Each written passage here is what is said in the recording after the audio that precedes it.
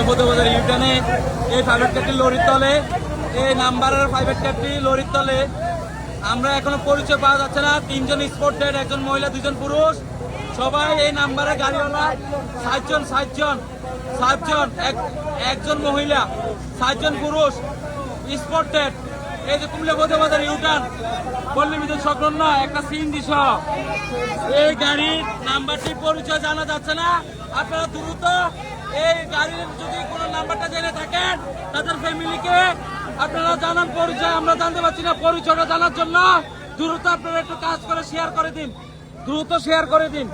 এই গাড়ির নাম্বারটা এখনো, এই গাড়ির নাম্বারটা যারা চিনে, এই যে ঢাকা মেট্রো 43